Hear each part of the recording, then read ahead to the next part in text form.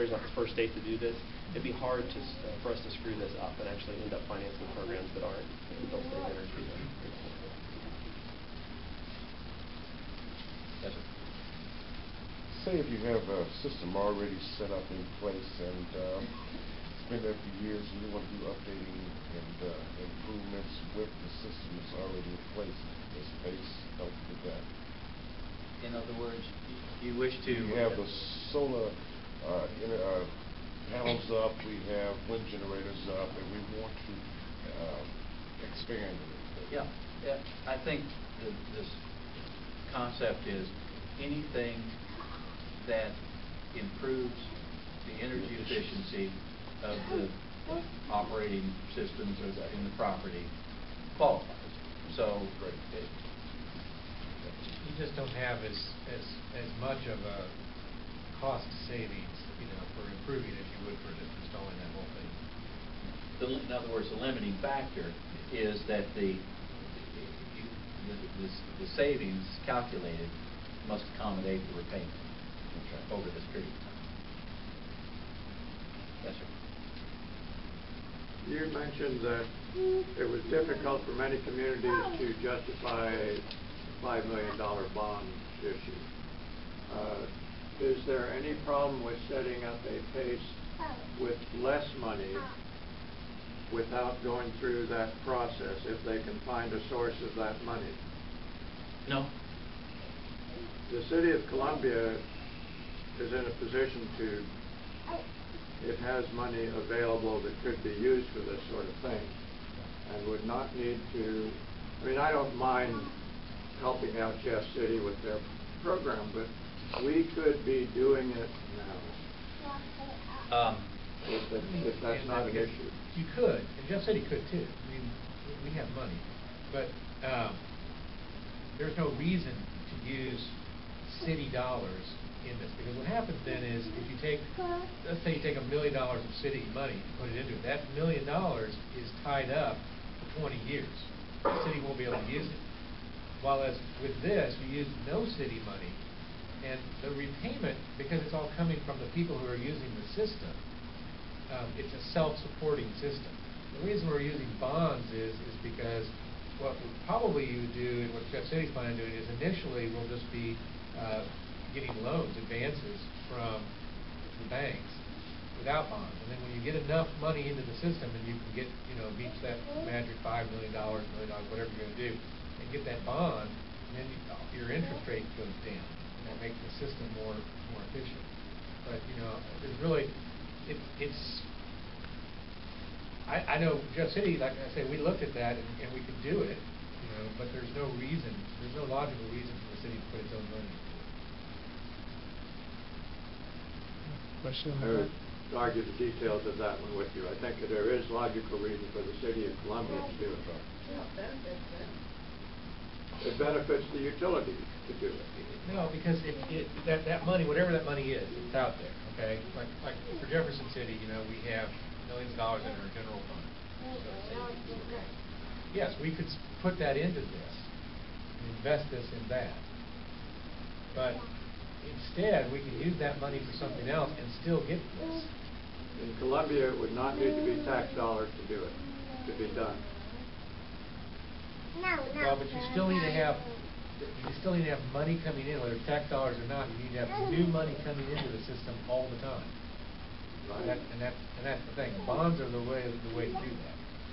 Yeah, I can comment that I've seen these two different models, and I think I know the direction it's going in Missouri here. But in Boulder, Colorado, I think it was Boulder that couldn't solve this challenge. They didn't have any city money.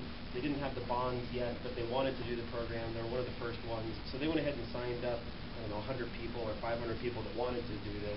And then they went to the bank or the bonding place or whatever and said, look, all these people already want to do this. Will you give us the money to do it for these people?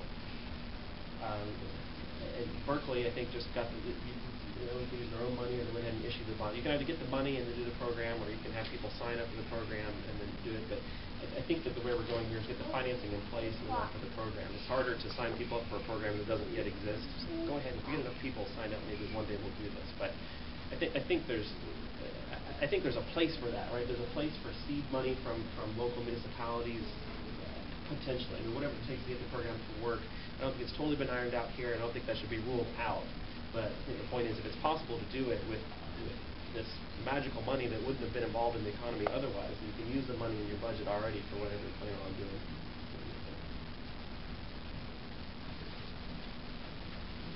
But Gentleman in the back, I know you've had your hand up a couple times.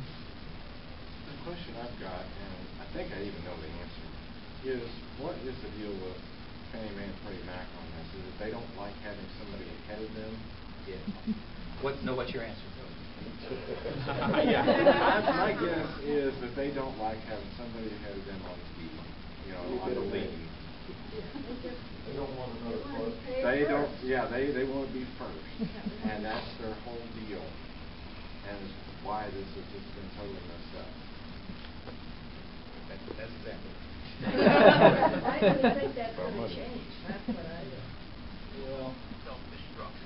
Well, the reality is, if you owe money on if you don't pay your taxes, your home is sold as a tax lien. Guess what? We get paid first. Yeah, they get paid. So it's really sort of Fannie Mae. My view of looking at it is Fannie Mae sort of putting form over substance. But what Fannie Mae would have to do is they would have to what we call subordinate. They would have to agree that they would have a second lien. But it's really not necessary. I mean, I think that the way that these will be set up is there will be some sort of lien papers. But it's really theoretically possible to do it without any kind of lien at all. Because what you're paying, you don't owe the money to a bank or something like that. You owe the money to the county. That's what you pay. It's part of your property taxes. And if you don't pay your property taxes, well, you know what happens. So the point that I don't see people mentioning is a matter of equity. You're putting, because of this improvement, the value of your house in itself is worth more, and thus, the more houses that increase in value, the community benefits. Yes. The equity of the community increases. The other thing is that I think we haven't kind of touched on that's really useful, particularly in residential development, is, and you don't see that right now because the residential market is nowhere. But in reality, most people own their houses about 5 years. That's certainly true in Columbia. Columbia actually has a slightly higher home turnover than what the city does. And it's just the nature of the community. The thing is, if you're looking at putting in a major improvement into your house, you don't want to have to put that improvement in if you're going to have to pay it off as soon as you sell the house. This allows you to take that improvement, and whoever then steps in, buys your house from you, they just continue to pay those property taxes with that excess amount in it. So it allows you to do the kinds of large, costly improvements and yet not have to have a 5-year return. I'm just curious to ask that question for that part of the equation when I read about it on the Missouri website for that piece.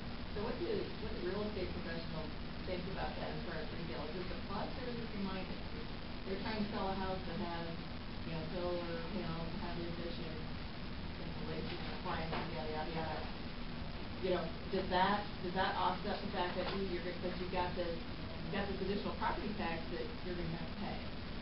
Has anybody looked at that or talked about, or is it just kind of not an issue? I have a theory on it. I have to say I have not researched that. It's what the real estate officials say. However, I would tell you that generally speaking, when people buy property, they don't look at the taxes. And when you look at a listing, it usually lists what the taxes are. But people I've known, and I was in private practice and helped people, buy houses, and I never heard anybody say, well, I'm going to buy my house here because the property tax is lower than here. Generally, people don't get around to thinking about that until after they bought the house. Yeah, I might make just a quick point here too. Practically speaking, what's going to happen here is that the residential program will proceed, even with this threat. And this is my guess. Freddie and Fannie have waved this red flag. You know, they may not exist in 2 months. We don't know. I mean, they are in dire straits, and they've got worse problems than this issue with P.A.C.E. The P.A.C.E. liens and special tax liens are nothing new. This is, this concept is 100 years old. I don't know, but okay. This, every community improvement district, every neighborhood improvement district, you get together in a neighborhood and put sidewalk in front of your house. This is the same exact thing. This is the gift that the federal government gave us, essentially, to do this whole thing. It's not a gift that Freddie and Fannie, frankly, can take away. What Freddie and Fannie can do is they can say, okay, you put that lien on there, but here's what we say. We will not buy, if you want to sell your house, we will not finance it for the guy who wants to buy it from you with our mortgage, our special mortgage. All right?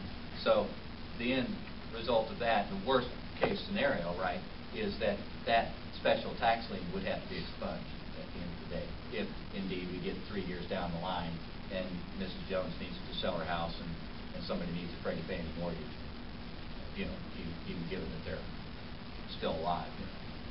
But I can assure you by 3 years from now there are going to be more options than Freddie and Fannie. There's no question. Just because of what's happened. Freddie and Fannie did this in the first place because they were just standing up real straight and tall chasing because of what they had done to the market in terms of subprime, right? And so this ultimately that's where this came from. So this will be resolved, and so that's why we're just going ahead and pressing not only to do the commercial but to initiate the residential as well. The gentleman in the first row, then Jim. John, you mentioned that the regional planning commission is the most logical way to go about this and the most feasible.